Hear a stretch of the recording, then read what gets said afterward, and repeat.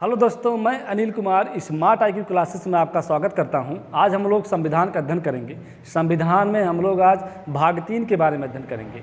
भाग 3 जिसे मूल अधिकार या मौलिक अधिकार के भी नाम से जाना जाता है। तो सबसे पहले हम लोग ये समझते हैं कि मूल अधिकार होता क्या है। राज्य द्वारा अपने नागरिकों के व्यक्तित्व के विकास के लिए कुछ सुविधाएं प्रदान करता है। उन सुविधाओं को अधिकार कहा जाता है। उन्हीं सुविधाओं के तौर पर हमारे संविधान में 6 प्रकार के अधिकार जोड़े गए हैं। उन्हीं अधिकारों को मूल अधिकार कहा जाता है। सबसे पहले हम इस चीज़ को समझते फिर आगे बढ़ते हैं। तो ये है हमारा मूल अधिकार। मूल अधिकार जब हमारा यानी 26 जनवरी 1950 के दिन जब हमारा संविधान लागू हुआ था, उस मूल संविधान में हमारे मूल अधिकारों की संख्या कुल 7 थी। लेकिन 44वां संविधान संशोधन 1978 में जो है मूल अधिकार में एक अधिकार था, संपत्ति का अधिकार। संपत्ति के अधिकार को मूल अधिकार की श्रेणी से हटा दिया गया। तो इस प्रकार हमारे संविधान में कुल 6 मूल अधिकार बचते हैं। तो आज हम लोग इसको समझते हैं। देखिए, ये है मूल अधिकार हमारा। मूल अधिकारों की संख्या हमारे मूल संविधान में, मूल अधिकारों की संख्या हमारे मूल संविधान में कुल 7 थी, जिसमें समानता का अधिकार है। समानता के अधिकार को जो कि 14 से अनुच्छेद 18 के मध्य रखा गया। स्वतंत्रता के अधिकार को 19 से 22 के मध्य रखा गया है। शोषण के विरुद्ध अधिकार 23-24 में रखा गया है। और धार्मिक स्वतंत्रता का अधिकार जो है 25 से लेकर के अनुच्छेद 28 के मध्य रखा गया है। संस्कृति एवं शिक्षा के संबंधी जो अधिकार है, इसको जो है 29-30 में रखा गया है। 29-30 में रखा गया है। और संपत्ति के अधिकार जिसे हटाया गया है, ये 31 में रखा गया है। उसके बाद संवैधानिक उपचारों का अधिकार को अनुच्छेद 32 में रखा गया है। तो ये हमारा जो मूल संविधान था, मूल संविधान में जो है मूल अधिकारों की संख्या कुल 7 थी, जिसमें ये संपत्ति का अधिकार, जो ये छठा अधिकार है, देख रहे हैं आप, जो ये अनुच्छेद 31 के अंतर्गत रखा गया था। इस संपत्ति के अधिकार को जो है 44वां संविधान संशोधन 1978 में, इसको देखिए, 44वां संविधान संशोधन 1978 में मोरारजी देसाई की सरकार थी और उन्होंने जो है 44वां संविधान संशोधन के द्वारा इस संपत्ति के अधिकार को मूल अधिकार की श्रेणी से हटा दिया था। तो इस प्रकार जब संपत्ति के अधिकार मूल अधिकार की श्रेणी से हट गया, तो हमारे संविधान में कुल 6 मूल अधिकार बचते हैं। उन्हीं 6 मूल अधिकारों को हम लोग अध्ययन करेंगे मूल अधिकार में। और सबसे पहले हम लोग समानता का अधिकार, जिसे सबसे पहला जो अधिकार है समानता का अधिकार, और इसे अनुच्छेद 14 से लेकर के 18 के मध्य रखा गया है। तो आज हम लोग समानता के अधिकार का अध्ययन करेंगे। फिर ऐसे ही उसके बाद स्वतंत्रता का अधिकार, शोषण के विरुद्ध अधिकार, धार्मिक स्वतंत्रता का अधिकार, संस्कृति एवं शिक्षा का अधिकार और संवैधानिक उपचारों का अधिकार, इन सब अधिकारों को क्रम से समझने का प्रयास करेंगे। आइए सबसे पहले हम लोग समानता का अधिकार के बारे में अध्ययन करेंगे, फिर आगे बढ़ेंगे। देखिए, भाग 3 मूल अधिकार, जिसे फंडामेंटल राइट के भी नाम से जाना जाता है। मूल अधिकार को जो है मैग्ना कार्टा के भी नाम से जाना जाता है। मैग्ना कार्टा का मतलब ये होता है कि अधिकार पत्र।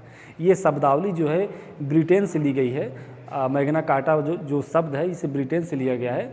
और जब भी पूछा जाए कि संविधान के किस भाग को मैग्ना कार्टा के नाम से जाना जाता है, तो संविधान के भाग 3 को, इसे मूल अधिकार के नाम से जाना जाता है, उसे मैग्ना कार्टा के भी नाम से जाना जाता है। तो आइए हम लोग उसको समझने का प्रयास करते हैं। सबसे पहले देखिए, अनुच्छेद 12 में जो है राज्य शब्द को परिभाषित किया गया है। अनुच्छेद 12 राज्य शब्द को परिभाषित किया गया कि राज्य क्या होते हैं, इसके बारे में बताया गया है। मतलब भाग 3 के परिप्रेक्ष्य में राज्य शब्द को परिभाषित किया गया है। इसको हम लोग समझते हैं, फिर आगे बढ़ते हैं।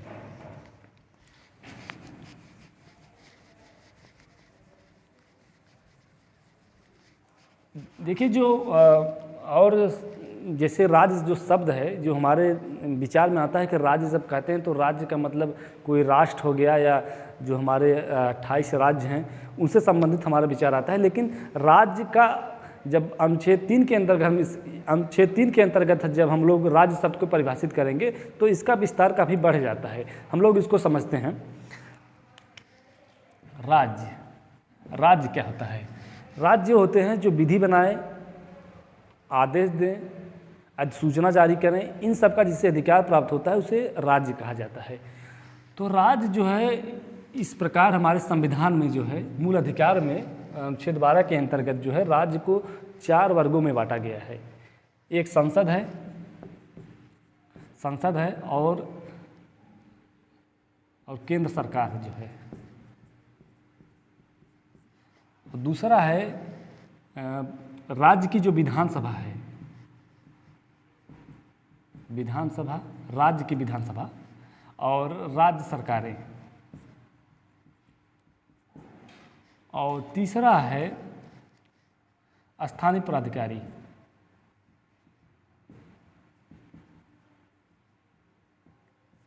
और चौथा है अन्य प्राधिकारी।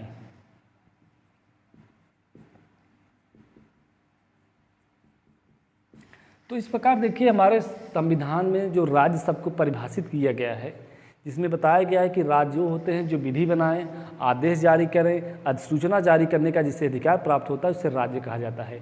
तो जब हम लोग संसद और केंद्र सरकार को देखते हैं तो हमें पता चलता है कि हाँ ये राज्य हो सकते हैं, इसमें कोई डाउट नहीं है। और उसी प्रकार राज्य में जो राज्य की विधानसभाएं हैं, जो राज्य सरकारें हैं, इसमें भी हमें पता चलता है कि ये भी राज्य हैं। लेकिन जो स्थानीय प्राधिकारी हैं, जब हम लोग इसको देखते हैं तो हमें यहाँ डाउट होता है कि ये भी राज्य हो सकते हैं क्या। तो ये भी राज्य हैं, क्योंकि केंद्र सरकार द्वारा, राज्य सरकार द्वारा इन्हें शक्तियाँ प्रदान की गई हैं कि आप जो है विधि बना सकते हो, आदेश जारी कर सकते हो या अधिसूचना जारी कर सकते हो। इन सब का अधिकार इससे प्राप्त है स्थानीय प्राधिकारी को, इसलिए स्थानीय प्राधिकारी भी राज्य हैं। स्थानीय प्राधिकारी के अंतर्गत जो हमारे लोकल गवर्नमेंट होती हैं, जैसे कि पंचायतें, नगर पालिका, नगर निगम, ये सब जो है स्थानीय प्राधिकारी के अंतर्गत आती हैं। इसके अंतर्गत देखिए नगर पालिका या नगर निगम और जो ग्राम पंचायतें होती हैं या जिला पंचायतें जो होती हैं, ये सब जो हैं स्थानीय प्राधिकारी के अंतर्गत आती हैं। तो फिर से समझिए, स्थानीय प्राधिकारी जो है इसे विधि बनाने की शक्ति, आदेश देने की शक्ति और अधिसूचना तैयार करने की शक्ति जो प्राप्त हो रही है संसद द्वारा और राज्य की विधानसभाओं द्वारा इसे शक्ति प्राप्त की जा रही है। तो इसलिए जो है स्थानीय प्राधिकारी भी एक राज्य है। उसके बाद देखिए अन्य प्राधिकारी। अन्य प्राधिकारी के अंतर्गत संस्थाएं आती हैं। अन्य प्राधिकारी के अंतर्गत संस्थाएं आती हैं, जैसे BCCI, LIC, BCCI हो गया, LIC हो गया, न्यायालय हो गए, UPSC हो गया। इसको देखिए, जैसे LIC, UPSC जो संघ लोक सेवा आयोग के नाम से जाना जाता है, और न्यायालय और BCCI। तो ये सब ऐसे ही अनेक संस्थाएं हैं जो राज्य द्वारा उन्हें शक्ति दी गई है कि आप विधि बना सकते हो, आदेश जारी कर सकते हो, अधिसूचना तैयार कर सकते हो। संस्था के तौर पर जो होती हैं उन्हें अन्य प्राधिकारी के अंतर्गत रखा गया है, जैसे LIC है, UPSC है, न्यायालय हैं और BCCI हैं। ये सब जो है अधिकार इन्हें दिया गया है कि आप जो है अधिसूचना तैयार कर सकते हो और आदेश जारी कर सकते हो या विधि बना सकते हो, इसलिए ये राज्य की श्रेणी में रखा गया है। फिर से समझते हैं, फिर आगे बढ़ते हैं। तो राज्य को मूल अधिकार में जो है अनुच्छेद 12 के अंतर्गत राज्य को 4 श्रेणियों में बांटा गया है, जो संसद है, केंद्र सरकार, विधानसभा या राज्य की सरकारें, स्थानीय प्राधिकारी के अंतर्गत नगर पालिका, नगर निगम, ग्राम पंचायतें, जिला पंचायतें, जो पंचायतों से संबंधित जो लोकल गवर्नमेंट होती है वो आते हैं। अन्य प्राधिकारी के अंतर्गत संस्थाएं आती हैं, वे संस्थाएं जो राज्य द्वारा उन्हें स्वीकृति प्रदान की गई है कि आप जो है एक खुद राज्य की तरह व्यवहार करेंगे। राज्य की तरह व्यवहार करने का मतलब ये है कि वे जो है आदेश जारी कर सकते हैं, अधिसूचना तैयार कर सकते हैं, विधि बनाने की जिससे शक्ति प्राप्त हो उसे अन्य प्राधिकारी कहेंगे। ये संस्था होती है, इसको ध्यान दीजिएगा, ये संस्थाएं होती हैं, जैसे LIC, UPSC, न्यायालय हो गया, BCCI हो गया, ये सब जो है अन्य प्राधिकारी के अंतर्गत आती हैं। उसके बाद हम लोग अनुच्छेद 13 का अध्ययन करते हैं। अनुच्छेद 13 कहता है कि मूल अधिकार से असंगत और अल्पीकरण, असंगत और अल्पीकरण है ये। असंगत और अल्पीकरण करने वाली विधियां शून्य होंगी। तो अनुच्छेद 13 में कहा गया है कि मूल अधिकार से असंगत और अल्पीकरण करने वाली विधियां शून्य होंगी। इसको हम लोग समझते हैं। इसमें 2 शब्द है, इसको हम लोग देखते हैं। देखिए, इस एक शब्द है असंगत और दूसरा है अल्पीकरण। इसको हम लोग समझते हैं, फिर आगे बढ़ते हैं।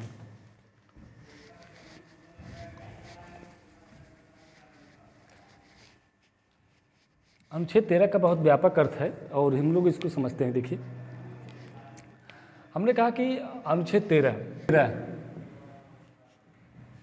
अनुच्छेद 13 कहता है कि मूल अधिकार से असंगत और अल्पीकरण करने वाली विधियाँ शून्य हो जाएंगी। मतलब ये कि कोई भी ऐसा कानून नहीं बनाया जाएगा जो मूल अधिकार को प्रभावित करता हो। अगर कोई भी ऐसा कानून जो मूल अधिकार को प्रभावित करता है तो प्रभावित करने की सीमा तक वो कानून जो है शून्य माने जाएंगे। इसको हम लोग समझते हैं। देखिए, मान लीजिए ये 26 जनवरी 1950 का दिन है, क्योंकि 26 जनवरी 1950 के दिन ही हमारा संविधान लागू किया गया था।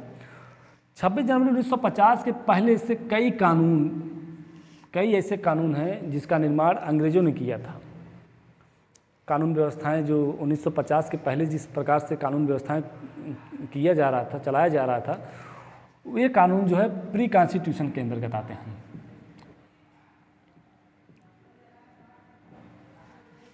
तो प्री कॉन्स्टिट्यूशन के अंतर्गत वैसे कानून आते हैं जिसका निर्माण अंग्रेजों ने किया है। उसके बाद देखिए, संविधान 26 जनवरी 1950 के बाद जो कानून का निर्माण किया गया है उसे पोस्ट कॉन्स्टिट्यूशन कहेंगे।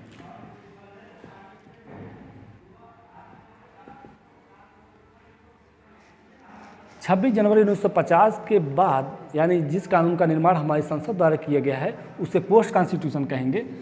ये कानून जो है हमारी संसद द्वारा किया गया है और ये कानून जो है अंग्रेजों ने किया था। ये कानून प्री कॉन्स्टिट्यूशनल लॉ जो था उसका निर्माण जो है अंग्रेजों ने किया है और पोस्ट कॉन्स्टिट्यूशनल का निर्माण जो है संसद द्वारा किया गया है। तो 26 जनवरी 1950 के पहले जो कानून का निर्माण किया गया उसे प्री कॉन्स्टिट्यूशनल लॉ कहेंगे। प्री कॉन्स्टिट्यूशनल लॉ के अंतर्गत कई ऐसे कानून थे जैसे IPC, CRPC, Indian penal code Indian evidence act, personal law, कई प्रकार के ऐसे कानून थे जिसका निर्माण अंग्रेजों ने किया और उसका उपयोग आज भी हम लोग कर रहे हैं। तो अंग्रेजों द्वारा जिस कानून का निर्माण किया गया है, जैसे मान लीजिए IPC हो गया,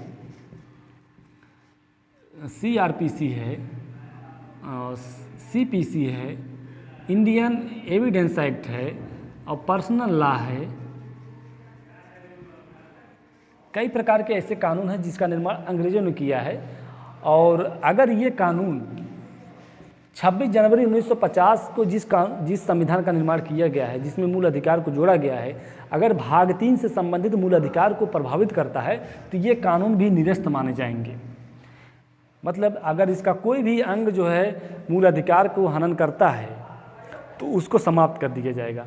इसका सबसे अच्छा उदाहरण है, देखिए, पहले इन चीज़ों को देख लीजिए। जैसे IPC हो गया, IPC की स्थापना 1860 में किया गया है।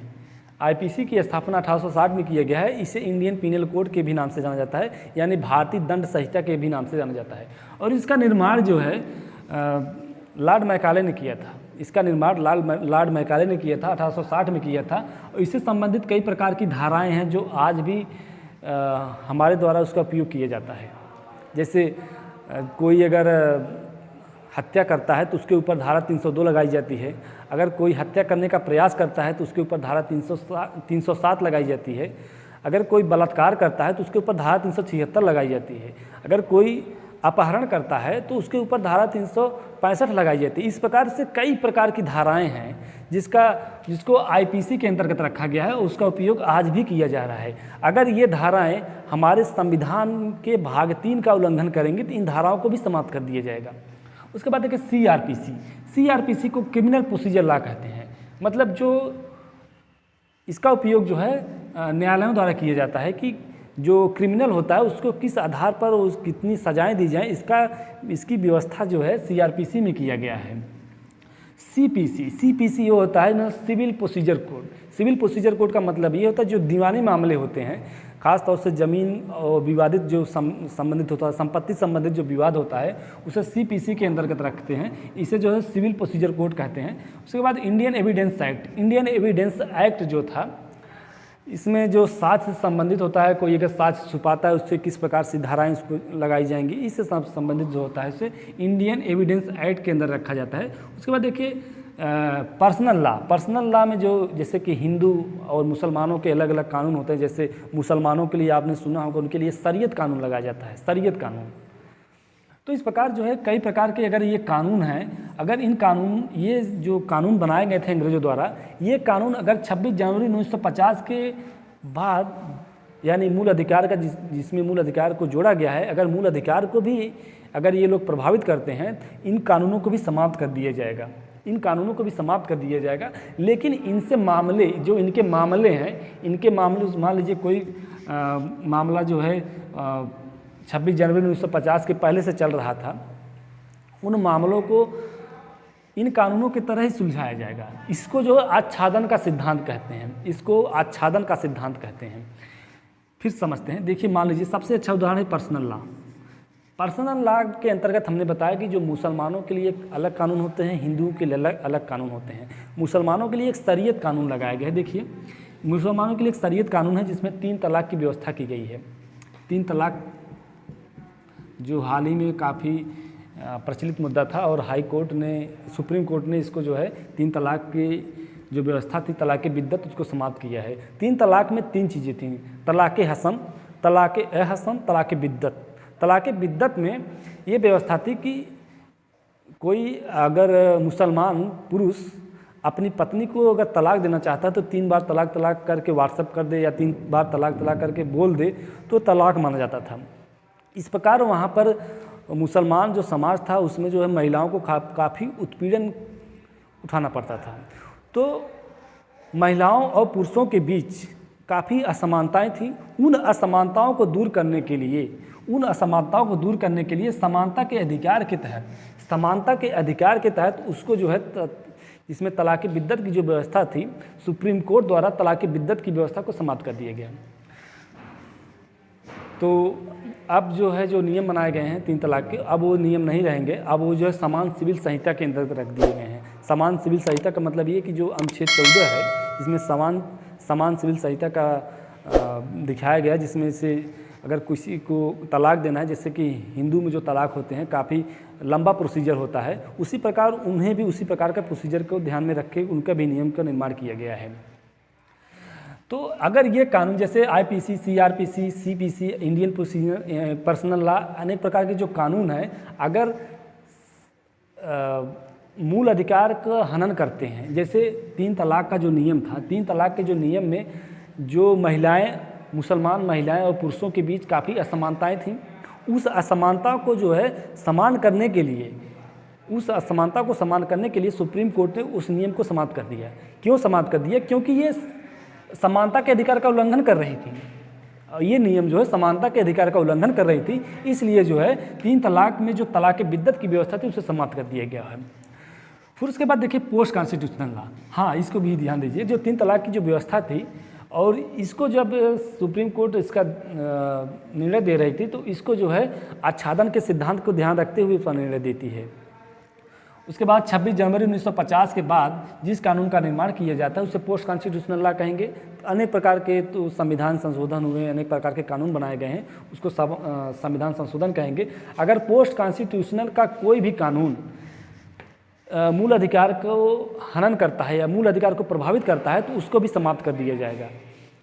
मतलब ये कि न्यायालय द्वारा, देखिए जो न्यायालय होता है, चाहे सुप्रीम कोर्ट हो, चाहे हाई कोर्ट हो, चाहे सुप्रीम कोर्ट हो, चाहे हाई कोर्ट हो, न्यायालय जो है जो कानून बनाए जाते हैं संसद द्वारा, उन कानूनों की समीक्षा करेगा और समीक्षा करने के बाद अगर उन्हें लगता है कि इस कानून के द्वारा मूल अधिकार को प्रभावित किया जा रहा है तो उस कानून को समाप्त कर दिया जाता है। तो सुप्रीम कोर्ट को ये अधिकार जो प्राप्त है, सुप्रीम कोर्ट को ये अधिकार अनुच्छेद 3(2) के साथ अगर 32 को हम लोग अध्ययन करते हैं तो ये सुप्रीम कोर्ट के अधिकार को हमें पता चलता है। इसी को जो है न्यायिक पुनरावलोकन कहेंगे, जुडिशियल रिव्यू के भी नाम से जाना जाता है इसी को जो है न्यायिक पुनरावलोकन कहेंगे। वहीं पर अगर हाई कोर्ट की बात की जाए तो हाई कोर्ट में भी न्यायिक पुनरावलोकन की शक्ति प्राप्त है हाई कोर्ट को। उसको देखिए अनुच्छेद 13(2) के साथ अगर अनुच्छेद 226, अनुच्छेद 13(2) के साथ अगर 226 का अगर हम लोग अध्ययन करते हैं तो इससे यही पता चलता है कि हाई कोर्ट को भी न्यायिक पुनरावलोकन की शक्ति प्राप्त है। जब भी प्रश्न पूछा जाए कि न्यायिक पुनरावलोकन की शक्ति किसे प्राप्त है तो हाई कोर्ट और सुप्रीम कोर्ट दोनों को ही न्यायिक पुनरावलोकन की शक्ति प्राप्त है। यानी कोई भी ऐसा कानून बनाया जाता है जिसके द्वारा संविधान के भाग 3 मूल अधिकार का प्रभावित करता है तो वे कानून जो है निरस्त कर दिए जाएंगे, या जितने स्तर तक, मतलब जिस सीमा तक वे कानून जो है मूल अधिकार को प्रभावित करेंगे उस स्तर तक उस कानून को जो है निरस्त कर दिया जाएगा। इसी को जो है जुडिशियल रिव्यू या न्यायिक पुनरावलोकन के भी नाम से जाना जाता है। उसके बाद हम लोग आगे बढ़ते हैं। अनुच्छेद 14 कहता है कि विधि के समस्त समानता और विधि के समस्त समान संरक्षण। यहाँ पर जब हम लोग इसको पढ़ते हैं तो यहाँ पर दो चीज़ें स्पष्ट होती हैं।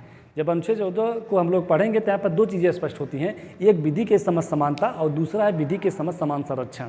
इसको हम लोग समझते हैं। देखिए अनुच्छेद 14 जो है दो चीज़ें स्पष्ट करती हैं कि विधि के समस्त समानता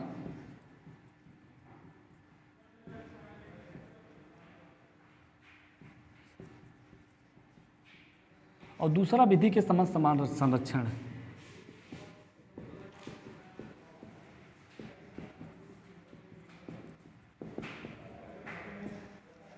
तो अनुच्छेद 14 से दो चीज़ें स्पष्ट हो रही हैं, विधि के समस्त समानता और विधि की समस्त समान संरक्षण। विधि के समस्त समानता, देखिए विधि के समस्त समानता का जो शब्द है, इस शब्द को जो है ब्रिटेन से लिया गया है। कहाँ से लिया गया है? ब्रिटेन से लिया गया है। ब्रिटेन में थे डाइसी के पुस्तक है rule of law. Rule of law में जो है विधि की समस्त समानता की बात किया गया है, मतलब कि इक्वलिटी बिफोर लॉ। विधि के समस्त समानता मतलब इक्वलिटी बिफोर लॉ की बात किया गया है। और ये इसके जनक कौन से हैं? इसके जनक की बात की जाए तो इसके जनक जो है डाइसी को माना जाता है। तो पूछा जाता है कि विधि के समस्त समानता के जनक कौन है? तो विधि के समस्त समानता के जनक जो है डाइसी हैं। डाइसी के पुस्तक है rule of law. Rule of law में जो है विधि के समस्त समानता की बात किया गया है। और ये विधि के समस्त समानता जो है एक नकारात्मक अवधारणा है।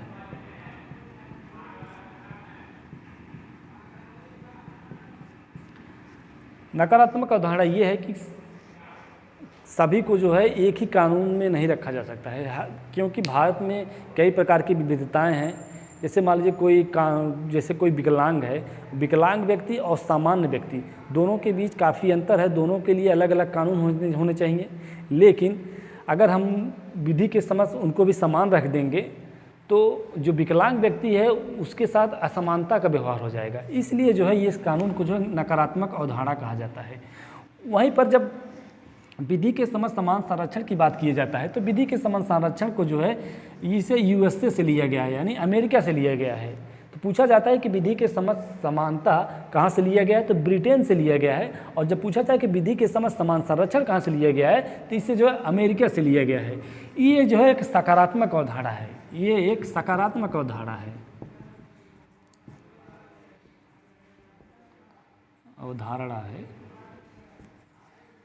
सकारात्मक अवधारणा इसलिए कहा जाता है क्योंकि ये जो है समान परिस्थितियों वाले व्यक्तियों के लिए समान विधि के अधीन रखने की बात करता है। मतलब ये कि समान परिस्थितियों वाले जो व्यक्ति होते हैं उनको समान विधि के अधीन रखा गया है। जैसे मान लीजिए हमारा भारत में कई प्रकार की विविधताएं हैं, जैसे एसटी, एससी, ओबीसी हो गए। मान लीजिए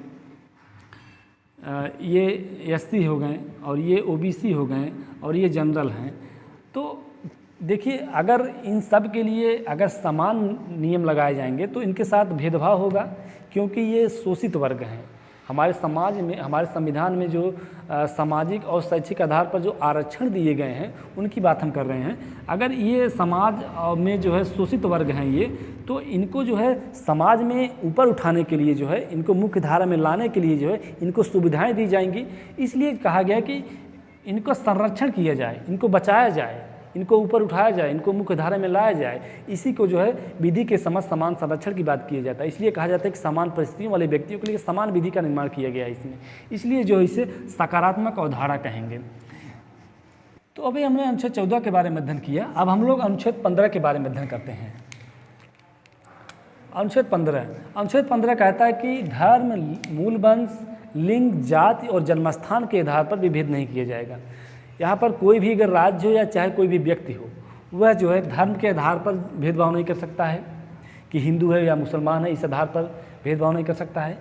मूल वंश के आधार पर भेदभाव नहीं कर सकता है, चाहे कोई राजवंश हो, चाहे कोई गरीब हो, चाहे कोई अमीर हो, सबको जो है समानता के श्रेणी में रखा गया है। तो मूल वंश के भी आधार पर भेदभाव नहीं किया जा सकता है। उसके बाद लिंग, चाहे पुरुष हो, चाहे महिला हो, चाहे जो भी हो, लिंग के आधार पर भेदभाव नहीं किया जा सकता। जाति के आधार पर भेदभाव नहीं किया जा सकता और जन्मस्थान के आधार पर भेदभाव नहीं किया जा सकता। तो अनुच्छेद 15 कहता है कि धर्म, मूल वंश, लिंग, जात और जन्मस्थान के आधार पर, यहाँ पर 5 चीज़ों की व्यवस्था की गई है। धर्म, मूल वंश, लिंग, जात और जन्मस्थान, इसको ध्यान दीजिएगा। और इसके आधार पर जो विभेद नहीं किया जा सकता।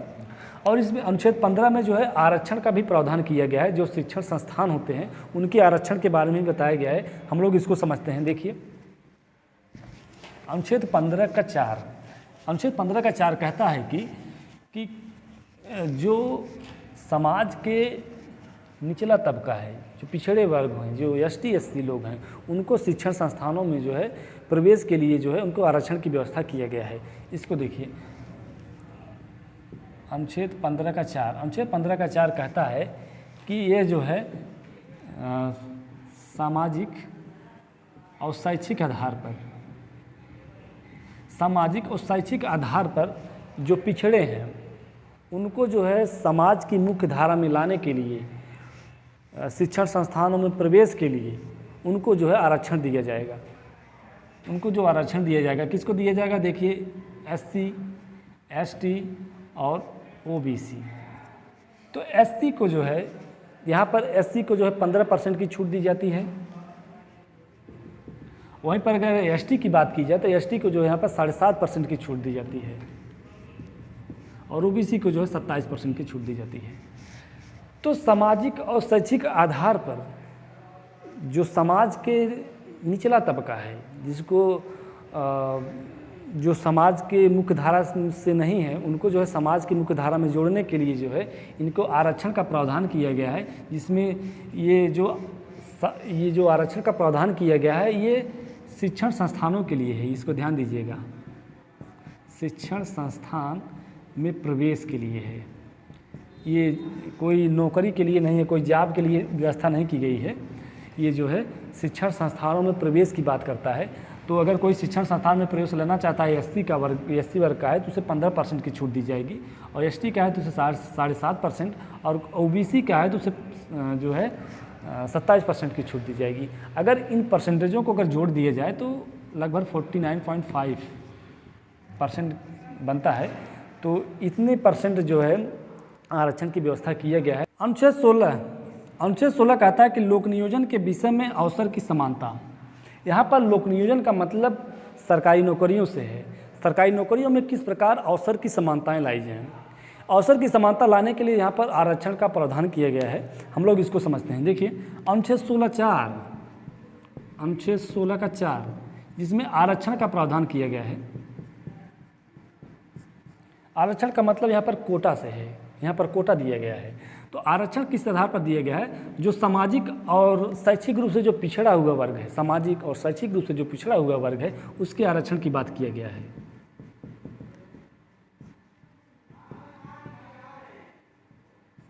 सामाजिक और शैक्षिक रूप से जो पिछड़े हुए हैं उनको सरकारी नौकरियों में किस प्रकार अवसर की समानताएं दी जाए, इसका उल्लेख जो है अनुच्छेद 16(4) में दिया गया है। और इस आधार पर जो है जिसमें से जो समाज के निचला वर्ग है, जो पिछड़ा वर्ग है, जिसमें ST SC OBC आते हैं, उनके आरक्षण की बात किया गया है। जिसमें SC हैं, ST हैं और OBC आते हैं। तो ST को जो है 15% की छूट दिया गया है, 15% का कोटा निर्धारित किया गया है। और वहीं पर जो ST होते हैं, ST को 7.5% और OBC को 27%। तो यहाँ पर जो सामाजिक और शैक्षिक रूप से जो पिछड़े हुए हैं उनके आरक्षण की बात किया गया है कि किस प्रकार सरकारी नौकरी में उनको आरक्षण दिया जाए। तो जब बात की जाए कि शिक्षण संस्थानों की बात की जाए तो 15(4) की बात होती है, और जब बात की जाए सरकारी नौकरियों में या नौकरियों की बात की जाए तो 16(4) की होती है। तो इन दोनों में यही अंतर है कि 15(4) जो है शिक्षण संस्थानों की आरक्षण की बात करता है और 16(4) जो है ये सरकारी नौकरियों में आरक्षण की बात करता है। इसके साथ साथ यहाँ पर ये निर्धारित किया गया है कि 50% से अधिक जो है आरक्षण नहीं दिया जाएगा। तो अगर हम इनको जोड़ते हैं तो इनको जोड़ने के बाद जो है 49.5% जो है आरक्षण का प्रावधान जो है किया गया, जिसमें ST SC OBC आते हैं। तो इसका जो उल्लेख किया गया 16(4) में किया गया है। और जब बात की जाए शिक्षण संस्थानों में तो शिक्षण संस्थानों में जो है सामाजिक और शैक्षिक रूप से शिक्षण संस्थानों में जो पिछड़े हुए लोग हैं उनके प्रवेश के बारे में बताया गया है, जो उनका कोटा अलग अलग निर्धारित किया गया है, यहाँ पर बताया गया है। 17 कहता है कि अस्पृश्यता का अंत। अनुच्छेद 17 कहता है कि अस्पृश्यता का अंत। अस्पृश्यता का मतलब ये कि छुआछूत का अंत। अगर कोई भी छुआछूत की भावना से काम करता है तो उसे दंडित किया जाएगा। यहाँ पर प्रावधान किया गया है। कहाँ किया गया? अनुच्छेद 17 में किया गया। उसके बाद अनुच्छेद 18। अनुच्छेद 18 देखिए, अनुच्छेद 18 कहता है कि उपाधियों का अंत। अनुच्छेद 18 कहता है कि उपाधियों का अंत। जैसे अंग्रेजों द्वारा अंग्रेजी शासनकाल में कई प्रकार की उपाधियाँ दी गई हैं, जैसे राय बहादुर की उपाधि, सर की उपाधि, नाइटहुड की उपाधि, अनेक प्रकार की उपाधियाँ जो है अंग्रेजों द्वारा दी जाती थी। लेकिन जब हमारा संविधान बना, संविधान बनने के बाद किसी को भी उपाधि नहीं दी गई है। तो उपाधियाँ जो होती समाज में असमानताएं को दर्शाती थी, इसलिए जो है उस असमानता को दूर करने के लिए जो है इन उपाधियों का अंत किया गया है। अगर हम पूरे इस संविधान को समझने का प्रयास करें जिसमें समानता का अधिकार है, इस समानता के अधिकार को अगर हम लोग अध्ययन करते हैं, जिसमें देखिए अनुच्छेद 14, अनुच्छेद 15, अनुच्छेद 16, अनुच्छेद 17, अनुच्छेद 18, ये सब जो है समानता की बात करती हैं, इसलिए जो है इसे समानता के अधिकार के अंतर्गत रखा गया है। तो नेक्स्ट क्लास में हम लोग स्वतंत्रता के अधिकार के बारे में अध्ययन करते हैं। मिलते हैं नेक्स्ट क्लास में। धन्यवाद।